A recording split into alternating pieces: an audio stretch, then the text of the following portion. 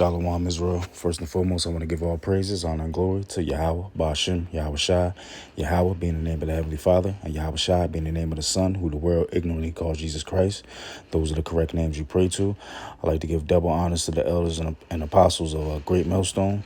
Those are the men that taught me this truth through the spirit of Yahweh, Ba'ashem, Yahweh Shai. And I'd like to also give salutations to the Akim out there on the highways and byways, pushing the truth with all righteousness and sincerity, which is the real house of David. Okay, this quick hit I wanted to speak on is basically just putting all your faith in Yahweh Shai.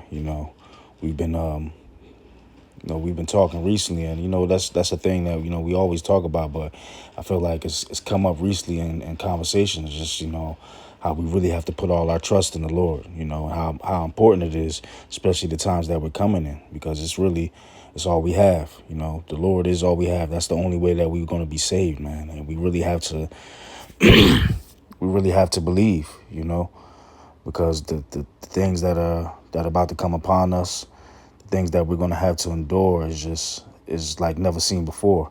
Like I always like to compare it to, you have to envision this thing, like envision in Noah's days when the whole earth was flooded. Think about how crazy that scene was. Everybody just perished, who wasn't in the ark. Okay, so just envision the whole globe just filled up with water, consumed with water. But what's to come is going to be even worse than that. The destruction and mass casualty is going to be worse than that. Okay, so we really have to put all our trust in Yahweh Ba'ashem Yahweh Shai. We have to truly believe. Okay, we have to have faith that he's going to be able to protect us in anything that we have to endure. Okay, and I just wanted to get a couple couple scriptures, speaking on that. Because this is something that we can't talk about it enough. This is Slaki. This is Matthew's 14 and 14. I start at 22. This is right after Yahweh Shai fed the people out of the 2 fish and 5 loaves. Okay, that miracle that he was able to do. So it says Matthew 14 and 22. And straightway Yahweh Shai can constrain his disciples to get into a ship and to go before him unto the other side, while he sent the multitudes away. And when he had sent the multitudes away, he went up into a mountain apart to pray.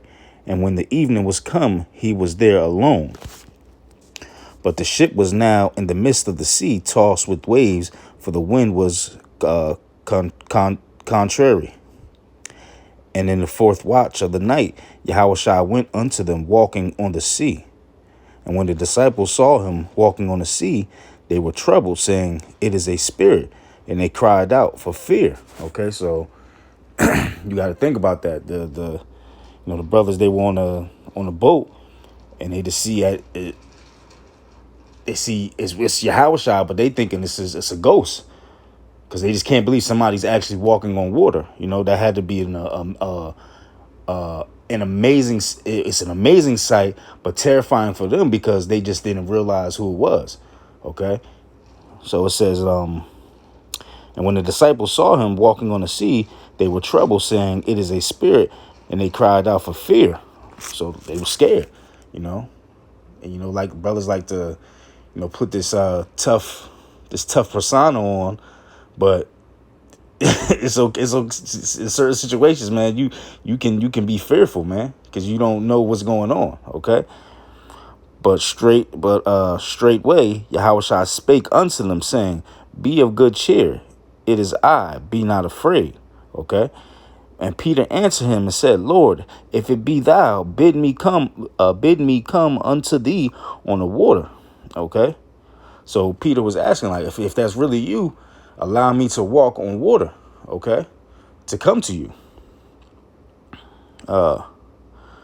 And he said, and Yahweh Shai said, "Come."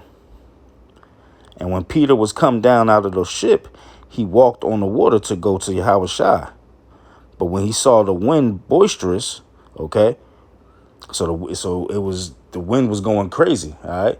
So just think about that sight, man. That had to be a wild sighting. You know, you see Howard Shah walking on water. The wind is going crazy. You know. Okay, so it says, but when he saw the wind boisterous, he was afraid, and beginning to sink, he cried, saying, "Lord, save me." So he tried to do it, and got fearful. Okay, this is Peter. All right, he got fearful. And immediately Yahushua stretched forth his hand and caught him and said unto him, O thou of little faith, wherefore didst thou doubt? Okay, so Peter doubted. Peter doubted that he can do that. Okay, but the whole point of this, man, is don't have doubt in Yahushua, man. Yahushua got us. Okay, and when they went, verse 32, and when they were come unto the ship, the wind ceased. Then they were in the ship, Slakia. Then they that were in the ship came and worshipped him, saying, Of a truth, thou art the Son of God. Okay? So they saw the miracle that he was able to do. And it's crazy because even after watching him feed that multitude with 2 fish and 5 loaves, seeing that miracle, they still had some level of doubt in them. Okay? But he had to show him again. Like, I can do anything, man. All you have to do is believe. Peter could have walked on that water. He could have done it. Yahushua told him to come. But only reason he wasn't able to succeed in that because of his fear, because of his lack of faith. That's the thing. We cannot have that lack of faith, man. Especially in this time we're coming in, man. We gotta be able to step off that boat, man. Step off that boat, okay? Especially if he's telling us to do it. And he is telling us to do it through the Spirit, okay? He's literally telling us he got us. Long as we're doing what we need to do. We should fear nothing that's about to come, man. But it's understandable why, because we're still in the flesh. So you have to still battle those certain type of feelings, but we shouldn't fear anything, man. Yahushua got us, okay? Just like he had Peter when he started having that doubt. When he had that doubt and he started to sink, the Lord stretched forth his hand and got him, man. Why are you doubting me? I told you to come. What are you doing? So these are the type of stories we need to be reading, man, in this time, okay? It's one of the most popular stories in the scriptures.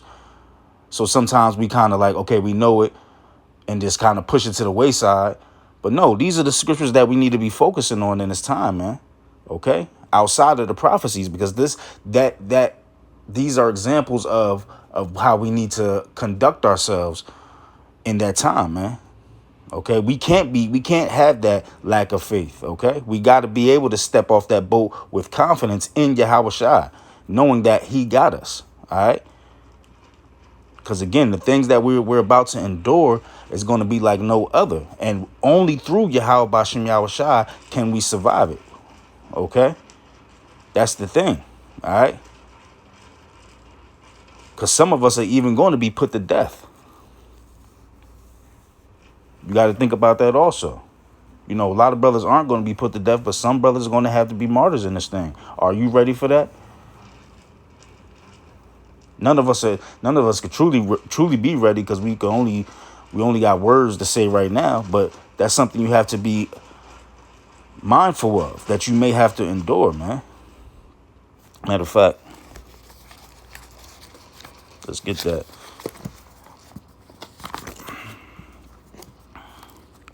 This is Revelations 2, verse 10. Red letter, so this is Yahushua.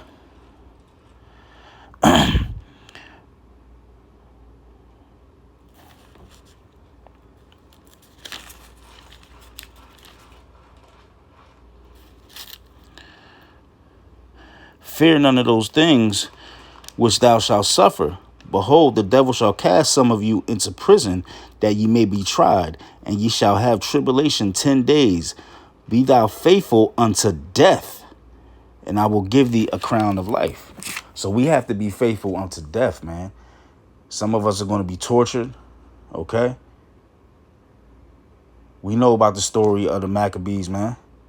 Okay? The brothers. We have to be able to endure what's to come. And the thing about our job, man, we have no excuses. If you want this crown, you want to in this everlasting kingdom, you got to be able to fight until the end. And I got you. But the beautiful thing about it is, if that's your part of your calling, man, you will be able to get through it, okay? You will be able to endure it because it is already written. Yahweh Shai has your back. So those moments of whatever it may be, it could be those 5 minutes, that 5 minutes of fleshly fear. Okay, that those 5 minutes of where you may question. You have to gather yourself and understand that I got to survive this 5 minutes to get eternity, man. You got to think about these things, okay? I mentioned this to brothers before, man. Yahweh Shem Yahweh Shah already showed his power. If we believe in this gospel, that means we believe in 100%. So if we believe in this 100%, we believe in reincarnation. And if we believe in incarnation, that means we have been here before. We were the prophets from before. Okay? Which means we have died before. And we're here now. If you believe in the scriptures, you have died before and you're here now. So that should already show you the power of Yahweh Shem Yahweh Shai, man. Do you believe or not? Yes, it's easier said than done, but it has to be done. Do you believe? So why should we fear death if we've already experienced it? We just got to survive the moment. He's already shown his power to block out how we died before, but the strength to bring us back. Okay? Because all they can do is harm the body. And we could finish it off right with that.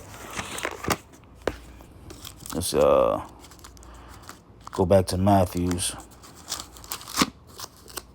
10. I think it's 28. Just lock it, bear with me.